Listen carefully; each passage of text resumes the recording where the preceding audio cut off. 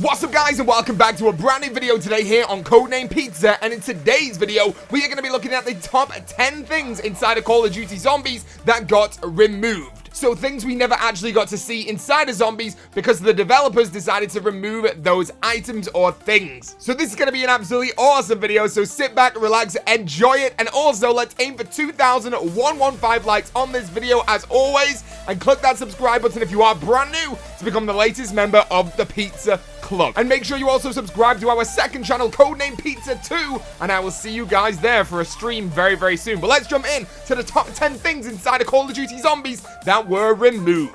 Number 10.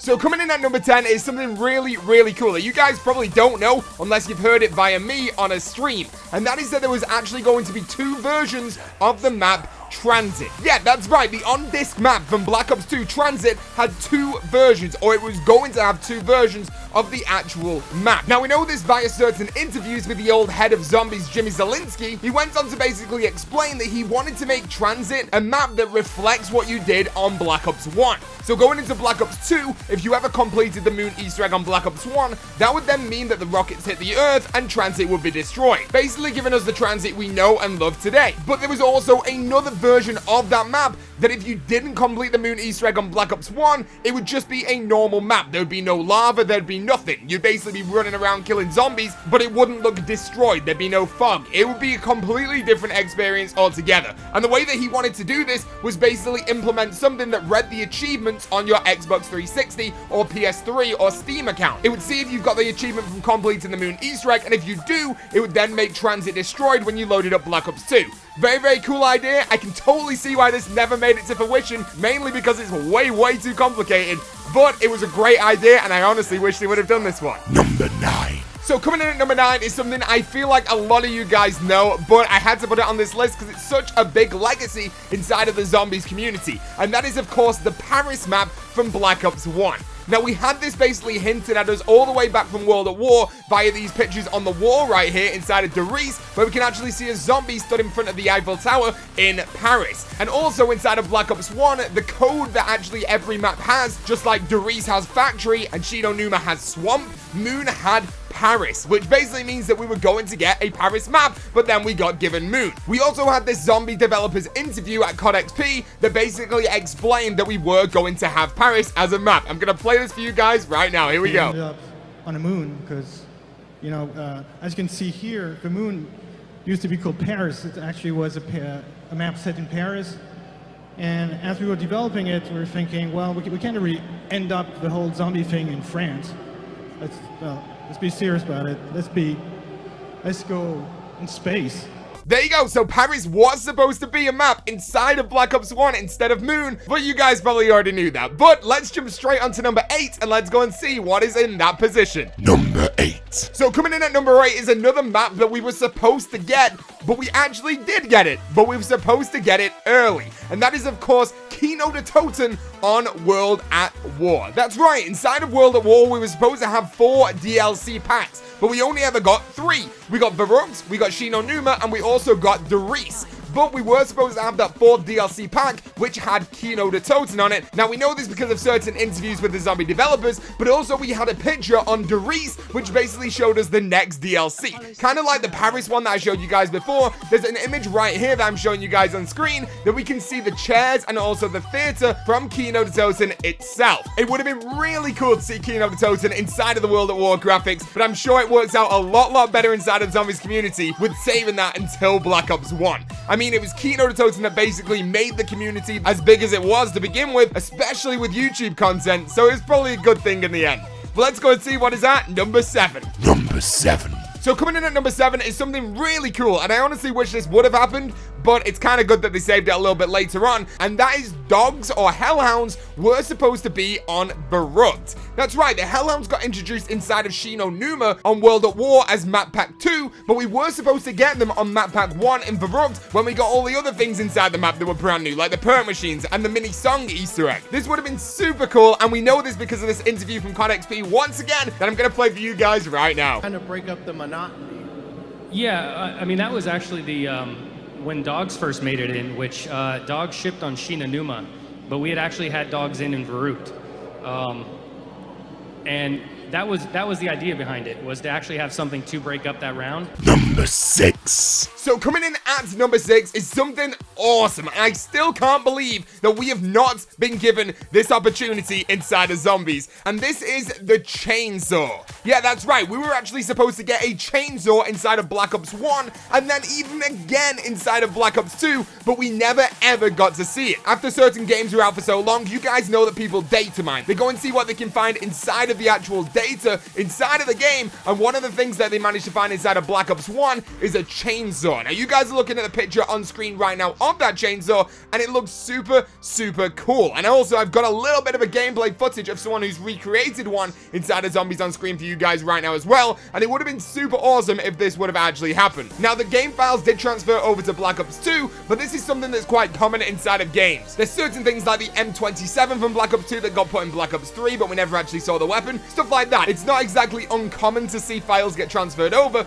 but it would have been cool to see that chainsaw in either Black Ops 1 or Black Ops 2. Number 5. So coming in at number 5 is something that's not actually on Call of Duty Treyarch Zombies, but it's something I wanted to include here today that was supposed to be on IW Zombies, and that is drivable bumper cars on Zombies in Spaceland. Now, this is something that I know personally because I was told via Lee Ross, and then he also sent me a DM confirming this, and Lee Ross is, of course, the head developer of IW Zombies. He basically tells me inside of this DM that the Spaceland bumper cars were supposed to be, of course, drivable for a short duration, but they opted to not have them to create more of a tense feeling when walking through that area, which is completely understandable, mainly because those bumper cars are moving up and down all the time, and if you run at the wrong time, they're going to end up running you over. But it would have been cool to actually see a drivable bumper car inside of Zombies. Number 4. So coming in at number 4 is something that I actually couldn't find any evidence for, but I do know this because I've been told it in the past by a certain developer. I just can't remember who it was. And this is that Ascension from Black Ops 1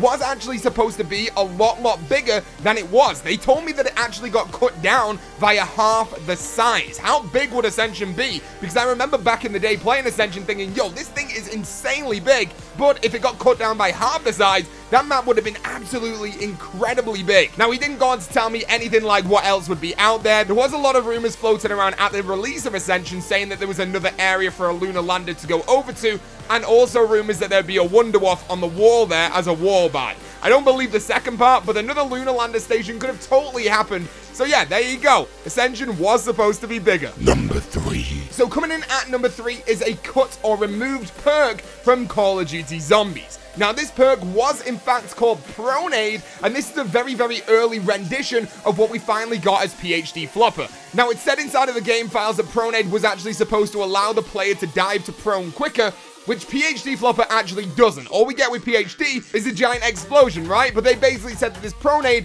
would allow you to do that quicker. Would have been cool to see Pronade, but of course, they then turned it into PhD Flopper, which is the very loved perk we know it as today. Number 2. So coming in at number 2 right now is another perk, believe it or not, and this is an infamous perk. This is something that I'll actually be very shocked if you don't already know about this one. And this is the Matic. That's right, we were supposed to have a perk inside of World at War called Matic, and this was supposed to do exactly what it says on the tin. It was supposed to give you ammo. Now, there's not much known about Matic except you guys can see the skin of Matic on the screen right now, and also it was supposed to be purchased for 5,000 points. So every 5,000 points you spent, you ended up getting a max ammo. Now, personally, I'm really happy they did not add this inside of Zombies. I think back then we would have all loved it, but now it would be an absolute nuisance. I like the fact that you've got to go and switch your weapon out if you run out of ammo and you've got to go and pack a bunch again. I don't want to keep the same weapons all the time. Keep on trying to get ammo from this Matic. I'm glad they didn't include it, but Matic is, of course, on the list today at number 2. But let's go and see what is at number 1. Number 1. So coming in at number 1, we have got something that was supposed to be inside of Mob of the Dead. That's right, the most favorited map in all of Call of Duty Zombies history, Mob of the Dead, has something that was supposed to be inside of that map. And this is the Richtofen head Powerup. Now, little is known about the Richtofen head Powerup, but people suggest that it was supposed to work like the piece of meat from Grief mode inside of Black Ops 2.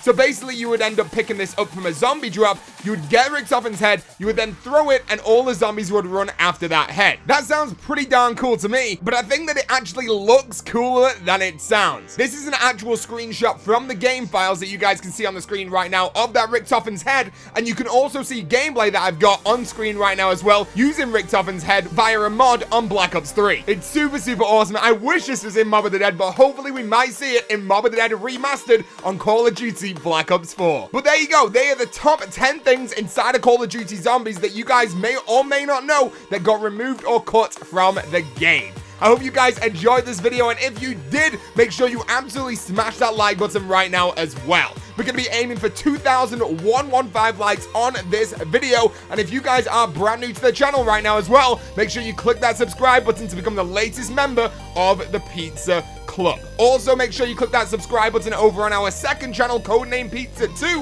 where we live stream every single day. So it'd be awesome to see you guys over there and chilling out and hanging out on stream with me, and hopefully I'll see you there. But as always, guys, thank you so much for watching this video, and I'll see you in the next video or the next live stream. Thank you for watching, and peace out.